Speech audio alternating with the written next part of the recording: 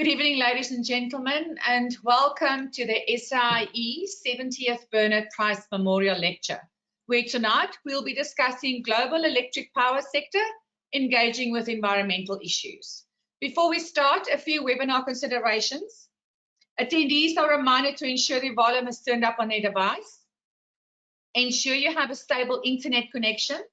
This will ensure the streaming and audio will run smoothly. Attendees can ask questions via the questions panel located within the GoToWebinar control panel.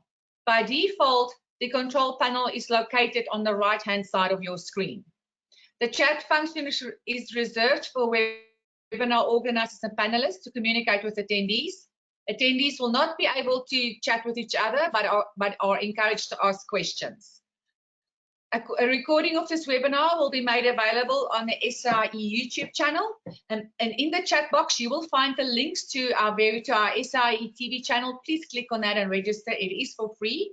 You will also find information about our upcoming CPD training courses. Please check that out, and also more information on how to join and how to become a member of the SAIEE, and click on that and find out and start reaping the benefits. In the handout section on the control panel, you will find the 70th BP Memorial Lecture booklet. Please feel free to download that and keep that for yourself. So tonight, I'd like to introduce you to our opening address, Professor ZEBLON VILAKAZI, who is the Vice Chancellor and Principal of the University of the Witwatersrand. Professor Zenzele VILAKAZI was appointed Vice Chancellor and Principal of Wits University in January 2021.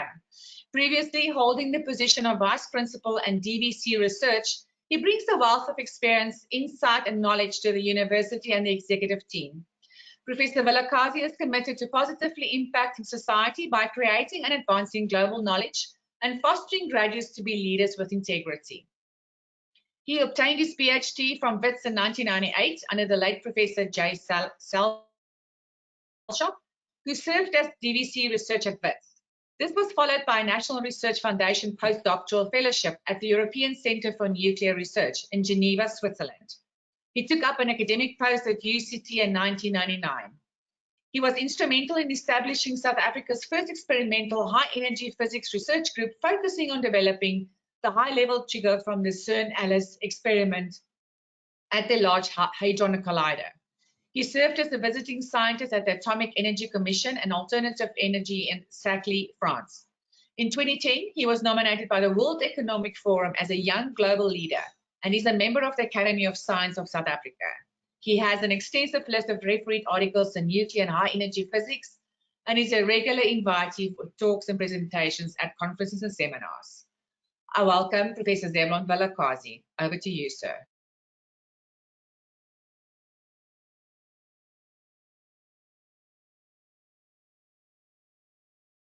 Thank you, and good evening and good morning to our distinguished speaker. It's my pleasure to welcome you all to the Bernard Price lecture, which I've had the delight of being invited to do the welcome at various occasions because we host this. These lectures are named after the late Dr. Bernard Price because of his outstanding contribution as an engineer to the power supply industry in South Africa, as the president of the institute and the founder here at the University of the Witwatersrand of the Bernard Price Institute for Geophysical Research and Paleontology. He has indeed been a great benefactor to the university, and to this end, I actually am a tenant at the house he donated to the university as the Vice Chancellor's residence during the tenure of his incumbency in office.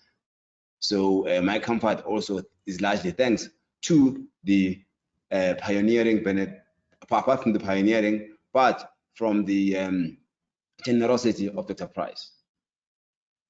As we soldier on in this period of stage 4 load shedding, we remember that it was Dr. Price who was at the forefront at the early nascent phase of this country's industrialization around the turn of the century. He was at the forefront of creating what is now known as the Electricity Supply Commission, ESCOM. I imagine that what we are experiencing now with our unstable power supply is not what he would have envisioned. Therefore, it enjoins us all to find creative and long-lasting solutions, some of which will come from the lecture that will be presented by our distinguished speaker. As a scientist myself, I always look forward to speaking to engineers whose calculations and impact is much bigger than that of physicists. We always dream of ideas in physics, but the ideas and dreams of physicists become the nightmare of engineers who have to ensure that these ideas get implemented. We are in a privileged position to inspire and provide the measure to which society can aspire to our occasions. As the university turns 100, we look forward to seeing you playing part in ensuring that we contribute towards solving some of the problems facing the country, in particular with regards to the vaccine problem in our context of the security of supply. Just as a Vice Chancellor, I'd like to take this opportunity to inform you that earlier this month, the university marked a 99th birthday of its existence since it was founded as a School of Mines more than 100 years ago. What this university has shown, and through fora like this, is that it is education and these fora which are transformational in addressing some of the pressing problems that society looks up to us to solve for them. Apart from advancing society through creation of graduates, but it is only through these kind of dialogues where we get distinguished scholars to come and give us these presentations. So in that regard, I'd like to thank and welcome you all, members of the South African Institute of Electrical Engineers, to this Bernard Price Memorial Lecture, and we look forward to what looks like a very relevant topic of the day. I thank you.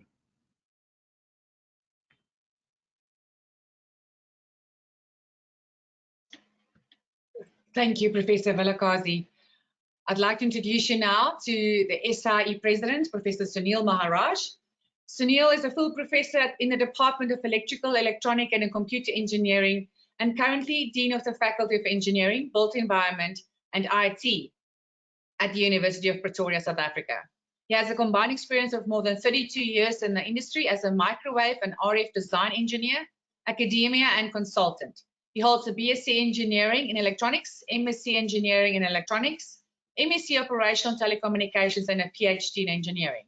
He is also a professional engineer registered with the Engineering Council of South Africa, a fellow of the South African Academy of Engineering, and a fellow of the South African Institute of Electrical Engineers, and a senior member of IEEE. I hand you over now to our President.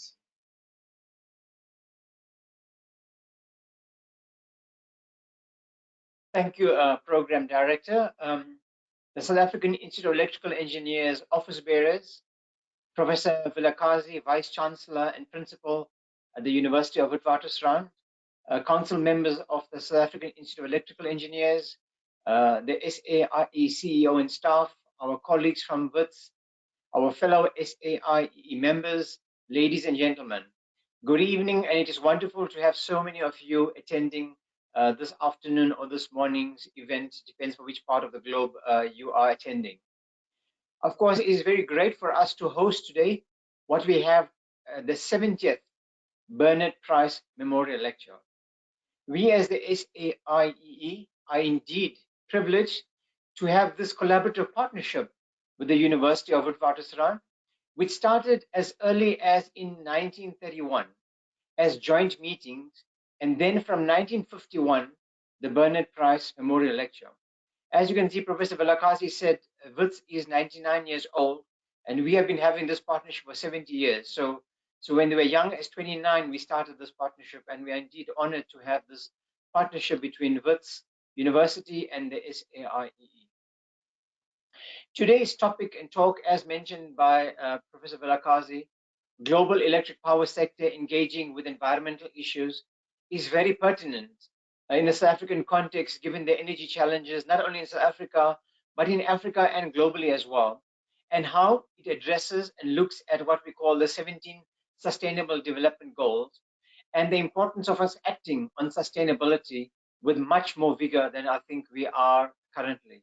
And hopefully the current or the forthcoming COP event in Glasgow may change things a bit. So certainly Prof. Rahman's talk will address or focus mainly on SDG 7, affordable and clean energy, but it traverses and pervades all the other SDGs as well. And it's very important for us to engage and see how we strategize to take South Africa and the global energy space forward, given the current constraints. Ladies and gentlemen, please allow me to introduce our distinguished speaker, Professor Saifur Rahman. Professor Saifur Rahman is a founding director of the Advanced Research Institute at Virginia Tech, USA, where he is the Joseph R. Loring Professor of Electrical and Computer Engineering.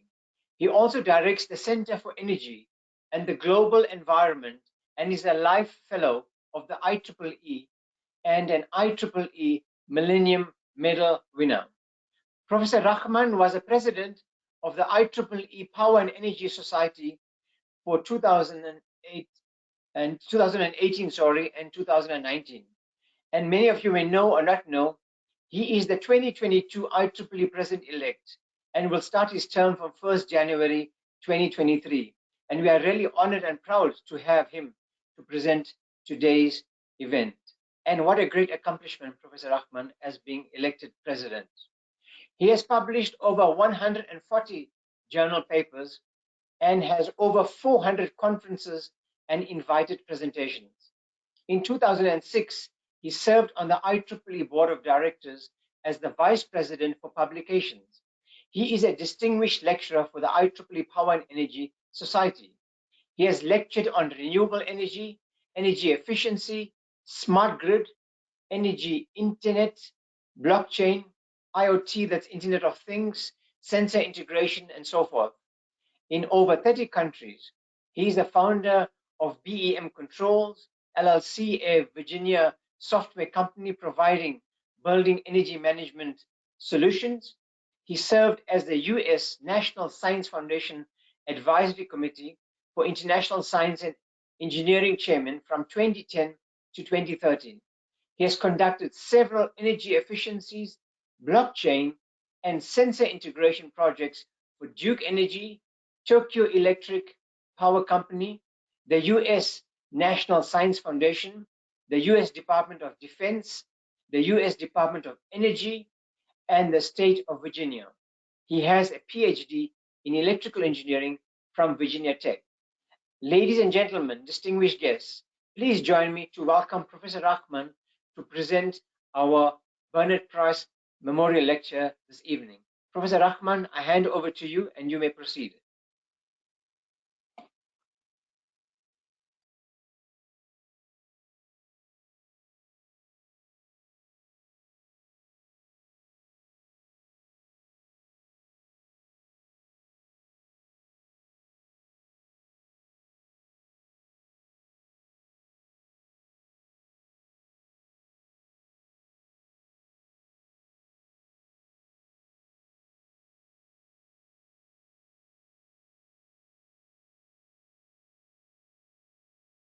Can you hear me now, Sunil? Okay. Yes. Let me put my screen up for the full screen. Give me a second.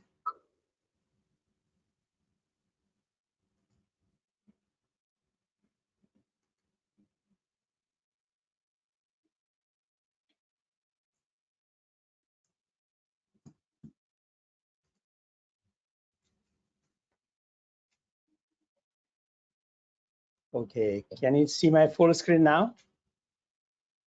No, we're waiting to view your screen. I don't know why this is doing this.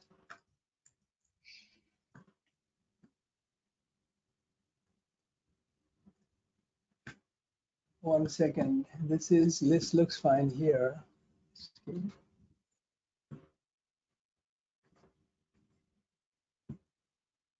me redo this. Give me a second. Should not happen this way.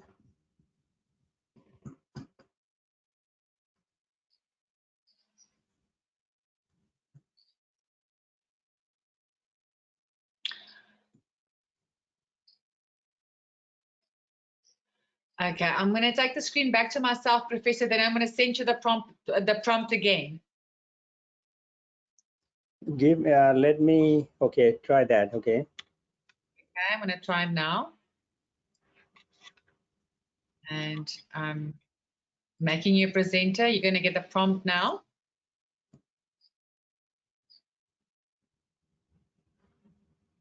Okay, show my screen.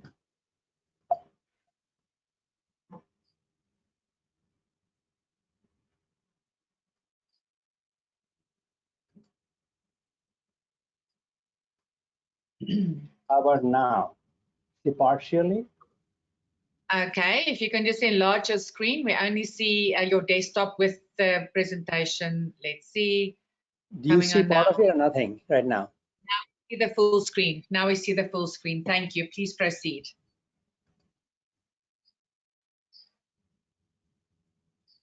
Please proceed. We see your full screen.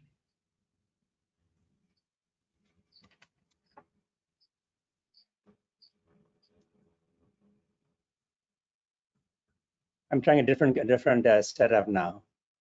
No, it worked. Is full screen? Not yet. No, you just took it back now. Let me just make myself presenter again, then I'll send you the prompt again. All right.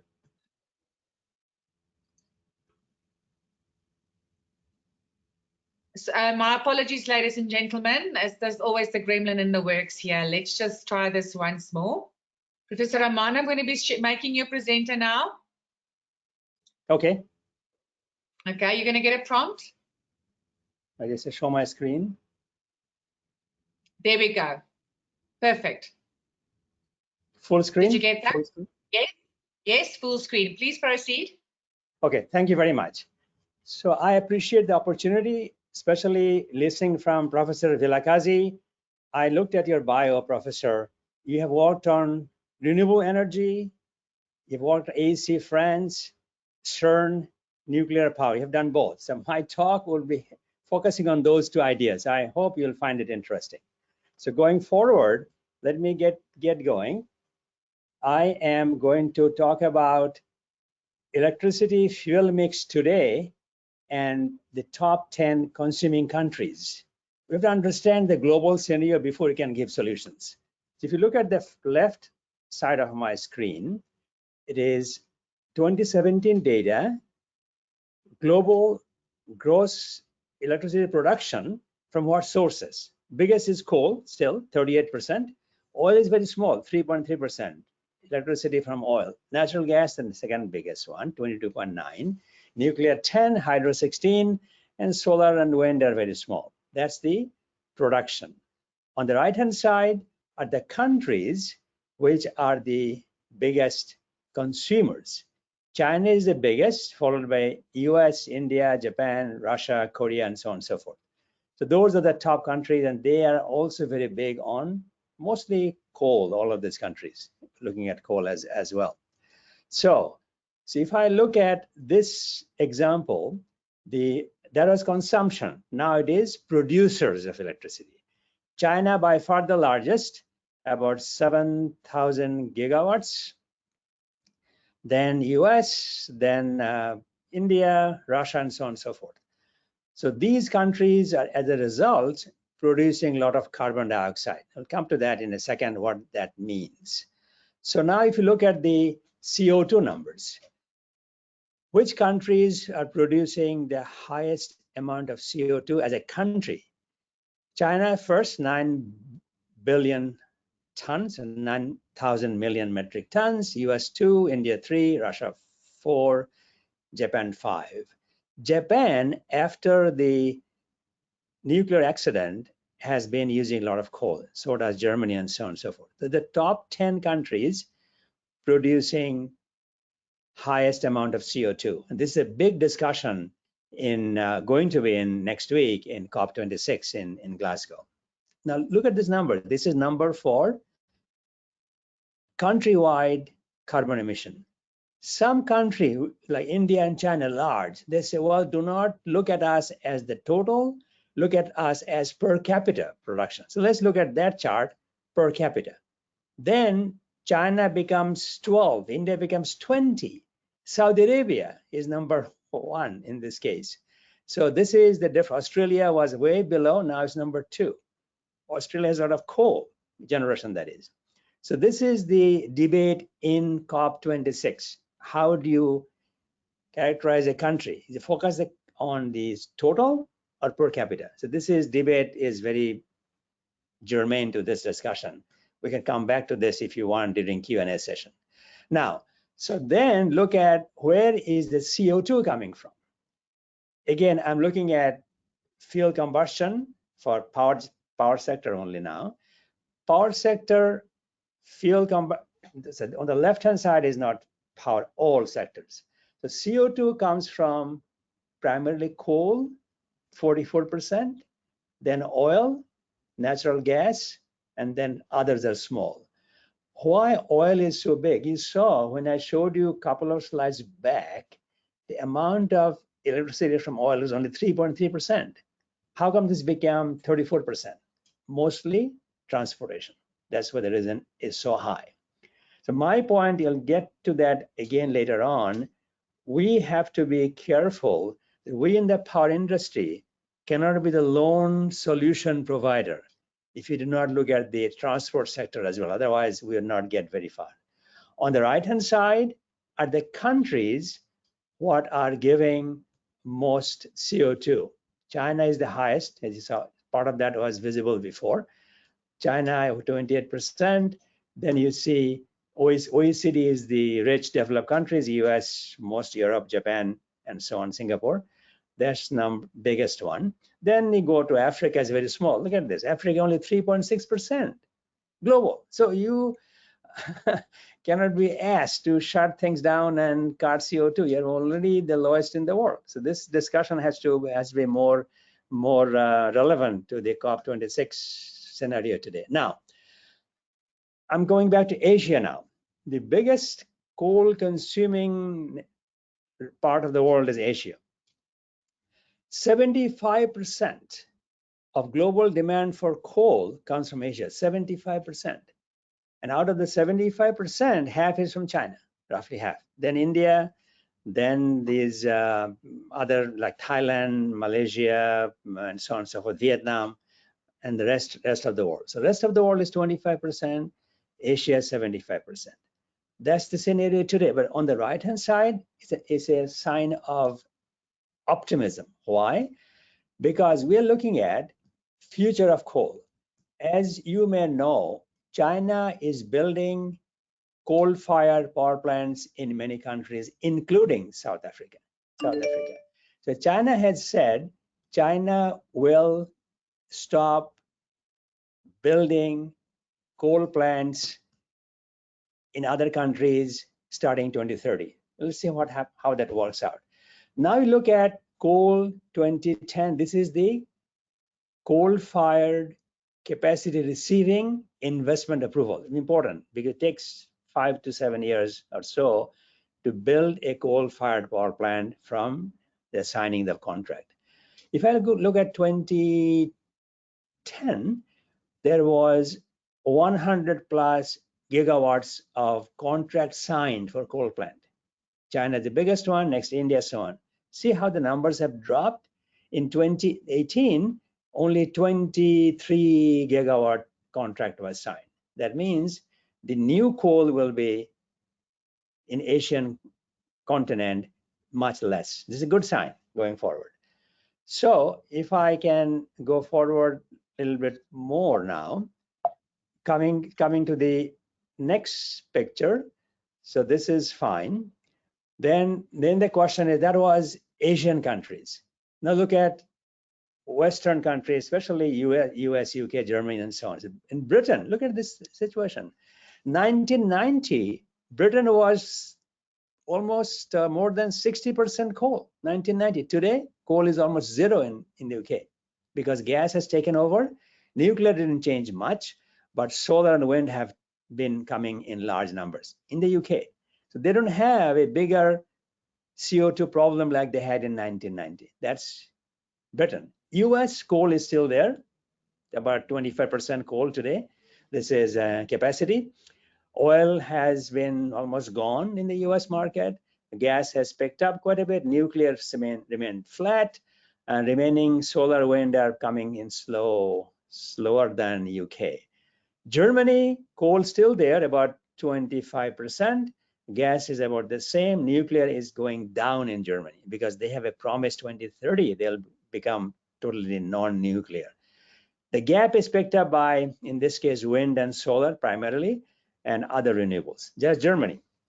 If I can go forward, these comparing now the Western countries and how, and Japan included, how they are changing over the last 30 years almost. So 1990, if I use that as my standard, 100, US went up to, well, Australia is the biggest by definition on this page. But if I can go further out,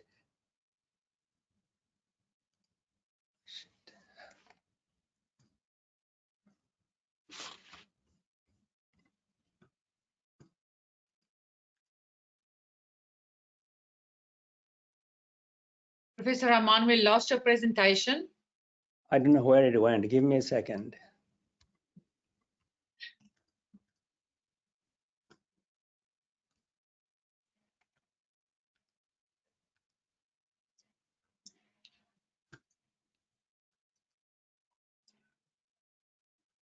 I'll just take the screen back to myself.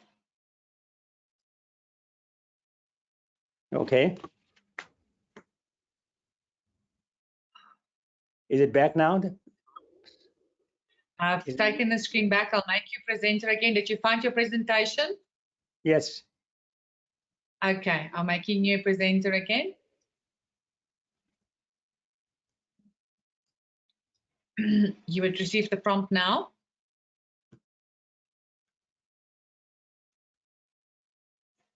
Can you see my screen now? Just give us a moment. We wait. Yes, there we go. Perfect. Please proceed. Okay, so this is the picture for US and few other countries. If I use 20, I don't know what's going on here.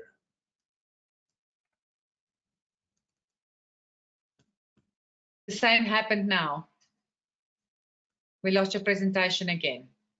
Can you go back and pick it up and give me the access? I don't know why this is happening. I cannot tell. Please go ahead. Do the same thing you did just now. Okay, we'll do.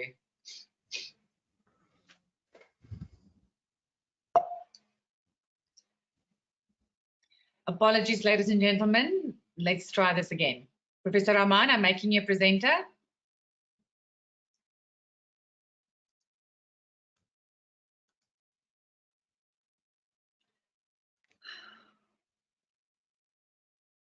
Am I back?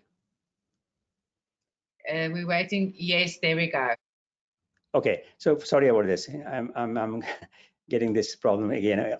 On the right-hand side, because countries that are playing the big roles. The point I'm trying to make is some countries on this page are doing very well, not all. And Australia is one of the ones that needs some work to do.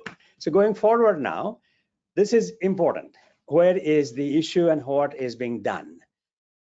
I showed you Germany, Japan, France, and so on. This is 3 countries which are the biggest CO2 emitters, US. But US last 40 years has remained under 6. It's going down now.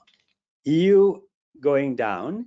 China has picked up the slack and the highest in the world. We've seen these numbers, about 9 billion tons. In the US sector, as I said before, electricity is not the only challenge we are facing. Transportation is a bigger challenge. You can see that my graph on the right-hand side. Transportation is bigger than electricity in the US market. So this has to be our focus, that we need to look at others besides electrical power generation. So this is a good sign. Even though China is showing up as the biggest CO2 emitter today, their mix of generation is changing drastically. 2001, 3/4 came from thermal, mainly coal. 2016, that became 63%, 2018, 60%, 2030, 42%. That means 52% will be coming from hydro, solar, and wind in China, and remaining 6% from nuclear. So this is a good sign. Things are changing, but it may take more time. Now this interesting data set, how things are changing in the US market. US market, year 2000, where the CO2 came from. Transportation, 33%, 1/3. Electricity, 33, 1/3. Industry, 20, 1/5. Residential, commercial, 12, other 2%. This is the US market in 2000, 20 years ago. 2019, the generation of electricity has gone down from 33 to 31, but the transport sector picked up significantly. Industry sector going from 20 to 16. Why? There's much less, not much, some amount of coal has been replaced with natural gas in the US market. That is why you see this number change. Point is, in the US, the transport sector is growing in its emission portfolio. This is US man-made carbon emission 2020-19. If I look at other, we always think, well, not always, sometimes you think CO2 is the only culprit. It's not. Many other gases are considered greenhouse gases, 6 of them. CO2 is the biggest one, we know that. Methane is the next one. Nitrous oxide, hydrofluorocarbon, perfluorocarbon, and sulfur hexafluoride. Those of us who work in the power industry know that if you want to build an enclosed substation, like in a building, you use SF6 so that it doesn't spark. Otherwise, you have to do it outdoors. So SF6 usage is growing, but SF6 is a very highly potent greenhouse gas. I'll give you numbers in a second. My point is, do not just focus on CO2. Methane is a second biggest challenge we need to work on. Now look at these numbers. Global anthropogenic emissions in 2015, 2016, and 2019. The 2015, you see my numbers here. Carbon dioxide didn't change. There were 3 quarters, 2015, 2016, 2019 didn't change. Methane is about the same, 16%, 17%, 17%. Nitrous oxide about the same, other gases about the same. So my point is, we need to pay a lot more attention, that's COP26, so that we can drastically reduce carbon and methane emissions so that we are able to maintain the 1.5 degrees C target for temperature rise. That was global. This is US. US carbon dioxide has gone up a little bit, 76% gone up. Methane has come down because a lot of flaring of gases in the oil fields have been stopped for federal laws. That's the good sign, but carbon emission has gone up because of transport sector picking up the slack that power sector has reduced. Now, so this is very important data. Global warming potential of greenhouse gases. So this is where we have to pay a lot of attention. CO2, if I take CO2 as 1, methane is the next one, nitrous oxide, sulfur hexafluoride, 23,000 times potent than carbon dioxide.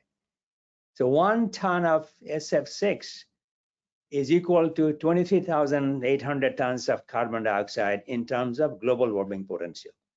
So we have to be very careful, keep good track of carbon emissions, not only carbon emissions, but others, including SF6. So that's something we can discuss if you'd like to know more during my Q&A session at the end. Now, so what we talk about CO2 quite a bit, right? Transport, generation, power and generation sector for industry, so on. Now let's look at methane. Where's methane coming from? Methane is based on agricultural output primarily. One is natural wetlands. When some vegetation is underwater, it rots, it gives off methane. That's one. Paddy rice fields, methane production. Livestock, right? Cow and cow dung and so on and so forth. Burning biomass. when you burn biomass, including forest fires, methane comes out. Then this is other thing is called anaerobic decomposition of organic waste in landfills. In fact, there are power plants using the methane from landfill to use that methane up, not let it flare. And of course, I mentioned this briefly just now. When they have gas discovery, oil drilling, methane comes out before oil comes out. They burn that methane, and that is another source of methane in the atmosphere. So these are interesting data sets to compare what is a bigger challenge for us. I'm showing you in the US market 3 plant fuel types: gas, oil, and coal.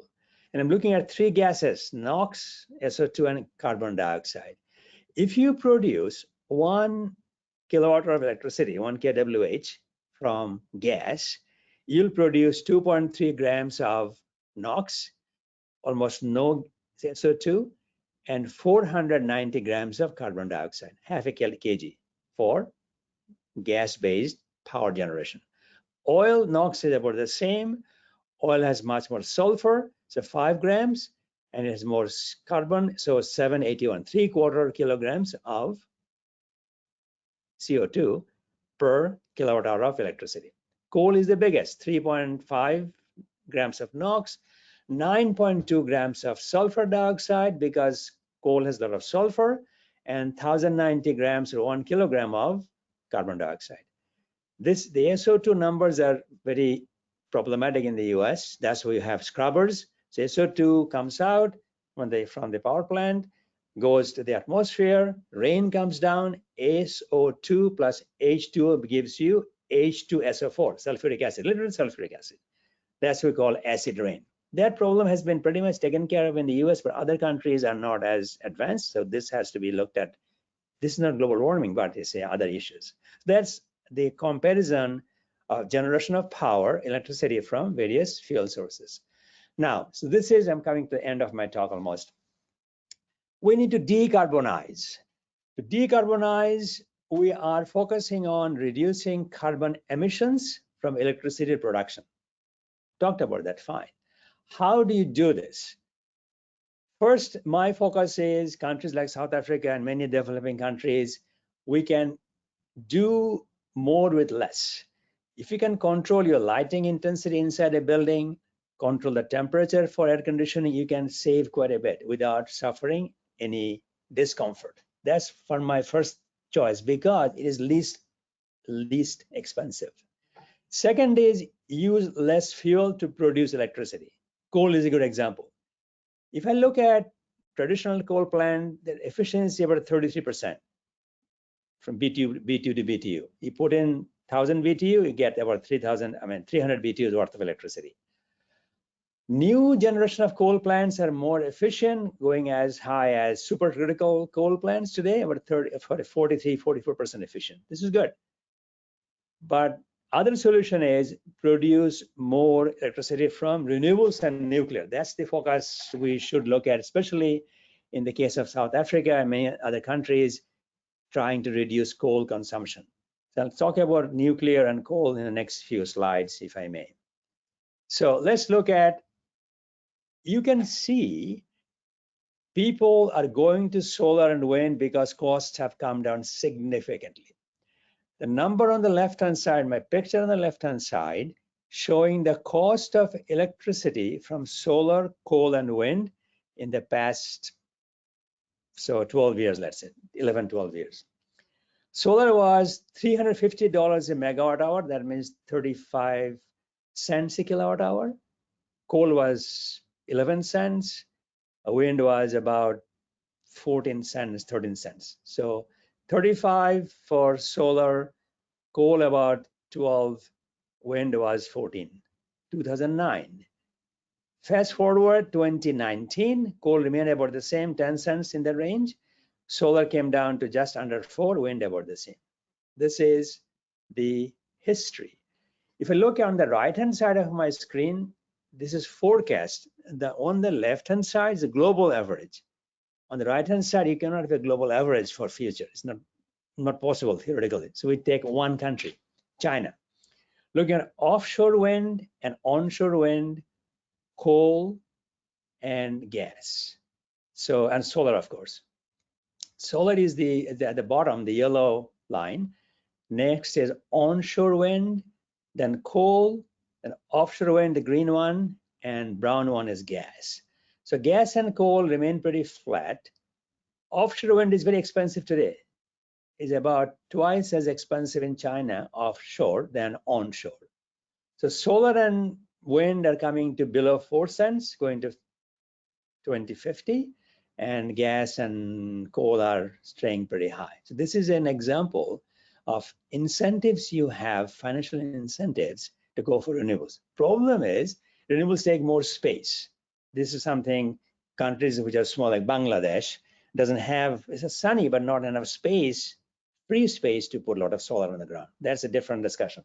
So going forward now, what are the costs today? I'm showing you on the right-hand side, biomass, geothermal, hydropower, solar photovoltaics, concentrated solar power, that's solar power from thermal applications, offshore wind, onshore wind. Onshore wind today is about 6 cents a kilowatt hour, hydro just below 5, and solar PV more like 8 cents. Those are numbers for 2018. In the slide prior to this, you saw the Chinese numbers coming down. So you see the numbers are the range, right? The green is the range of biomass, geothermal. Why the range is so big? Because geothermal is in many countries, so is biomass. One country is not like US, not same as South Africa, for example. So there is a big range. But the point is you have to look at your costs and see if it makes sense to change your generation mix so that you have a green source of electricity as much as you can, but not spending a lot of money. That's a bigger challenge. Now, cost numbers for renewables and the big applications today. I'm showing you on the left-hand side, 10 countries, top 10, which have the highest total installed solar and wind hydro capacity. China number 1, 700,000 megawatts of electricity today in 2018 in China came from renewables, solar, wind, and hydro. US number 2, Brazil 3, Germany 4, India 5, and so on. Even though China produces the highest amount of CO2 today, by far the highest, they're also by far the highest in terms of renewables in the grid. What is the breakdown for renewables today? On the right-hand side of my screen, hydropower about 48%, the biggest one. Onshore wind and solar 25% each, roughly. That's the number today, or 2 years back. So this has to change. It will change. You'll see hydropower percentages will go down because we're not building as many hydro plants like we used to, building more wind and solar going forward. That's something to look for. Then the issue is we talked about renewables and nuclear. Nuclear, coming to that, but before I go to nuclear, let me give you some US numbers. This picture shows on the left-hand side, power generation additions and retirements. So yellow is solar photovoltaics, wind is blue, natural gas is brown, coal is black, nuclear is magenta, red, and others. If you look at the additions on the left-hand side of my screen, you don't see any black. Almost no new coal plant is being built, maybe a small one somewhere. It's very small, but big is wind, natural gas is the biggest. The size of the circle represents the size of the generation capacity. Like Okeechobee nuclear plant is, nuclear plant is almost 2,000 megawatts. Now, I'm sorry, not nuclear, it's natural gas. In the US, there are only 2 nuclear plants under construction now in the last 20 years, not much. On the right-hand side are retirements. So black is the coal. A lot of coal is going off grid in the coal because of age and cost. The nuclear also going down. Pilgrims in the New York area and 3 Mile Island in Pennsylvania are being retired. But You see on the right-hand side of my screen are the forecasts beyond 2020. Big is solar and wind, big, right? Coal is gone after 2026, no more coal. So others, nuclear, are taking very small percentage of the new capacity. Solar is big. Then the question is, solar is so big, I'm talking about today's US generation, about 1,000 gigawatt, roughly 1,000 gigawatts, 1,000 or million megawatts today. That is going to more than 3,000 gigawatts. So where is the capacity going? What is the load that will be using this much capacity, right? Suddenly, if you look at 2000 to 2020, the US generation didn't change much, maybe 1,000 range, 1,000 gigawatt range. Going to 3,400. Why? We'll see a lot more electrification. We'll do more things with electricity than we do today. Electric vehicles is a big chunk. Electric vehicles, you'll be using more EVs and not burning petroleum. Other is domestic heating. In my office building here is heated by gas. We'll go more into heat pump and other non-fossil heating source. In the UK, for example, they have talked about producing no more coal or no more gas-fired heating systems in there for a housing market for UK after 2025. 2030, nothing will be available. So this is the electrification, replacing gas boiler with heat pumps. That's why there's such a high growth in the total demand in the US and UK too. Again, this is a very small part today. Small reactors called SMR, small modular reactors. They're coming back, or not back, they have never been commercially deployed ever. It's a company called NewScale in Oregon, US. This is the picture from them. South Africa can play a big role in this. You have technology that is old but not being commercialized, and I can be happy to discuss further with you later on about how we can bring back the possibility of SMR reactors filling the gap as coal slows down. You cannot do everything with solar and wind, and hydro is limited. That'll be a good discussion to have. Now, these are expensive. These are 50 megawatt, 100 megawatt, expensive meaning more expensive than solar and wind. But if the COP26 people get serious and want to reduce global emissions, the rich countries will have to pay money to developing countries to go off coal. They'll go off coal if they have other options to pursue. That could be solar, wind, as I said, it's limited. That gives a big opening for SMRs to play a role. And I hope that discussion goes on so South Africa can be a leading force in marketing, or at least showing SMRs are viable options to reduce global emissions. That's my talk. Let me go back. So this is my bottom line. So bottom line is efforts electric power sector by replacing fuel, renewables, nuclear will help. We know that. But if we are the only ones in the power sector doing this job and transportation sector remains fossil fuel based, we would not solve our problem. Then the question is, okay, you have all these electric vehicles. If those vehicles are run by electricity produced by coal, that doesn't help much. As I said in the couple of slides back, in the US market, we expect heavy electrification, but that demand will be met hopefully by more solar and more wind. US government has a program, 2035, the country will bring down the fossil fuel use in the power industry by 50% from today, 50% by 2035. And by 2050, the US power sector will be totally carbon neutral. That means a lot of nuclear, hydro, solar, and wind. So those are the expectations. And finally, if you have some questions, we can talk some, but you can send me a tweet message. I use Twitter. My handle is @srahmanvt. So remember that. Or you can scan my QR code now if you want to. srahmanvt is my Twitter account. Please tweet me, send me accounts, go from that. And that's it very much for your attention and listening patiently to me. I'll stop here. You can take the screen back if you want, Mings. Thanks, Prof. Rahman. So I think one of the questions that came up is maybe if you can explain some of the parameters you used that you applied to solar, because of course solar is dependent on many parameters such as latitude, cloudy days, sun hours, and seasons, and so forth.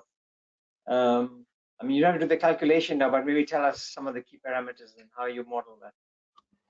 Well, I am using data available from International Energy Agency, IEA, and US EPA data.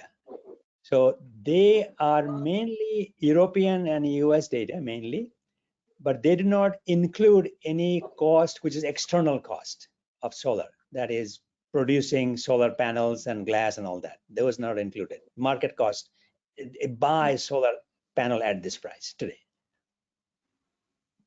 Okay. Then the other thing I saw on your presentation, I mean, you had something like on average for coal, it was about $100, I think, per metric ton or something. $100 per megawatt. Megawatt hour, right? Yeah. So how come for China it was $40 projected? How come it's much cheaper? China, because China has been using coal for a long time, and they have recently began to dismantle older power plants. So newer plants are more efficient. Therefore, the cost has come down by a factor of 2. That's the reason. More efficient coal plants.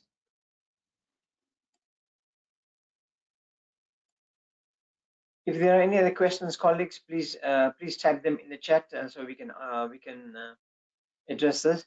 So maybe the other thing you mentioned on the SMR, a very interesting idea, but have you done some cost analysis there, basically in terms of what it will cost going forward? No, cost is fairly high. And recently, the US Nuclear Regulatory Commission has cleared this company called NU Scale, to produce or do a pilot for SMR. And they are doing, I don't know where they'll put it, but talk about 2027, they expect one to come online. So cost is high, but point is, what do you do? If you are not encouraging coal power plants, you don't have solar, wind, enough capacity, what do you do? So you cannot force these countries to stop, they'll bring coal up. So now, the countries which have been polluting for the last 100 years, US included and Europe, have some obligation to I guess, pay for their past carbon emissions. So you're right, it's not going to be cheap, but it's a solution we cannot afford to ignore. So the other question that came up is, does your cost for renewable energy, does it include storage? No. As is, no storage included, right? Okay. So looking at nuclear, of course, maybe an option, but there are a lot of people, the environmentalists, there's a big issue about saying that, listen, aren't you causing some other downstream impact on the environment? How would you respond to that? Yeah, that is I did my PhD in nuclear engineering, nuclear power, so my PhD. I know the fuel cycle very well. The fuel cycle is expensive. You have to take the fuel out. Most countries do not reprocess, like US doesn't reprocess. It just builds up. US is a big country, afford to put in some mine and leave it there. But South Africa cannot put the spent fuel in a hole someplace. You cannot do that. So that has to be taken into account. So not only the issue of long-term risk to the environment, cost of doing this job. That is why nuclear is not my favorite option. But as I talk to many developing country policymakers, they say, what do? I don't have enough land for solar. So then SMR comes to the picture. SMR is more concentrated fuel, so doesn't need as much as frequent changing. Like typical PWR, pressurized water reactor, has to be refueled every 18 months to 2 years, every 18 months. You take out a third of the core, put it somewhere, and then bring a new third. So that's expensive. So answer is, we need to keep our options open, have a discussion on this topic, and see what we can agree on. So I'm hoping within IEEE platform, early next year, I'll build up a forum bring South Africa, France, US, Germany, China, both users and technology providers, and see what we can come up with. That's my goal as IEEE person.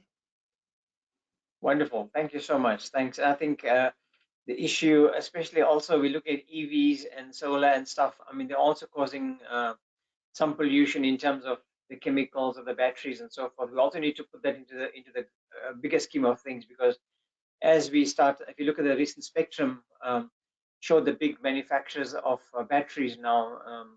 You know, Right. I think the top 6 manufacturers of batteries, and certainly the impact of that. I mean, we still have to work on that as well, because we don't have 20 years down the line then realize, okay, now how do we deal with that issue?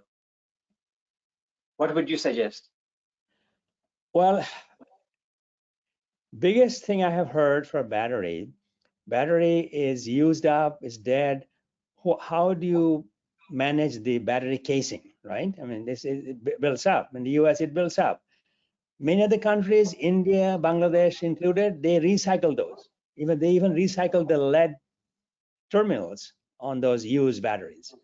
So that has to be considered as an option. You look at lithium-ion batteries, a different technology lithium-ion battery. The casing is the biggest junk, literally, after the life is over. So we have to find some ways to recycle them. But recycle is only possible if you collect them in a commercially viable way. Like in the US, some states give you 5 cents back if you return the Coke bottle to the store. Otherwise, they'll put in the trash, literally. So they put 5 cents, you can get 10 bottles back to the store, I get 50 cents. I can buy a candy or something with that money. So that means the government is putting money, right? 5 cents per bottle. So this has to be done for this used battery casing as well. Okay, wonderful. Thanks. I think we're running close to time now, Prof. Rahman. So I'll pass on to Professor Jan de Kock, our Senior Vice President, to do the vote of thanks and the concluding remarks. Prof. de Kock. Thank you, both Professor Rahman and Professor Maharaj. I'd like to introduce you now to the SAIEE Senior Vice President, Professor Jan de Kock. Professor de Kock is a fellow of the SAIEE and has served on its council for 5 years. He became an SAIEE member in 1986. He received his BEng, MEng and PhD in electrical engineering from Stellenbosch University, and he's a registered professional engineer in South Africa. In 2001, he was appointed professor in electrical engineering at Northwest University. And from 2005 to 2015, he was a director of the School of Electrical Engineering and acted as Dean of Engineering for 14 months. He currently teaches power electronics, electrical machines, final year projects to undergraduate students, and advanced protection and power system dynamic courses to postgraduate students at Northwest University. Welcome, Professor de Kock. Thank you, Minx. It's my pleasure to introduce a vote of thanks. First of all, to Professor VILAKAZI for being our virtual host today. I think many of us would have liked to sit in Witz's great hall tonight and to listen to Professor Rahman.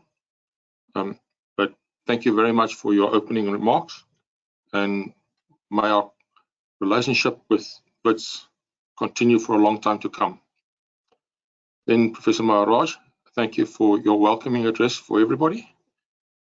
And then Professor Rahman, it was great listening to you. You pointed out that the world average consumption of coal for energy production is 38%. In South Africa, our electrical energy, nearly 85% of that comes from coal. So we need to make some major changes in South Africa. And you will see that, well, from your slides, we saw that South Africa is in both the matrices that you used under the top 20 producers of CO2. But I think we haven't really focused in South Africa on methane consumption or production. And as electrical engineers, I think we can also play our role in the use of SF6. I think we have a lot of space in South Africa, so unlike places like Bangladesh and Vietnam, we don't have a problem in putting up renewable energy plants, and a large part of our country is a semi-arid area where there's very little agricultural production, so there's the possibility to convert all that into power plants. However, I think there are some challenges as well, and that come with renewable energy, and one of them is frequency control because of a lack of inertia. I think that opens up a new field of research for a lot of electrical engineers to work on. All the challenges that we are now going to face with the energy mix that's going to change in the next few years. And I think another important thing is to look at what's going to happen to storage. So with that, Professor Rahman, thank you very much for your very insightful lecture this evening, and thank you for taking the time spending with us. Thank you. Thank you very much. Enjoyed the discussion. Thank you very much. Thank you, Professor De Kock, Professor Rahman, Professor Maharaj, Professor VILAKAZI. Thank you so much for joining us, ladies and gentlemen. I thank you. You will see on the screen now the cover of our second edition of the Sparkling Achievements book that's now on sale. It's for 350 Rand, including VAT. If you want to secure your copy, it's a hard copy, please email reception@saiee.org.za and order your copy, and we'll get it delivered to you. Ladies and gentlemen, thank you very much for joining us. Gerda, thank you for organizing this. Ladies and gentlemen, have a wonderful evening. Good night and stay safe. Goodbye. Bye-bye. Thanks, Prof. Rahman. Bye-bye, baby. Bye-bye. Thanks, bye-bye.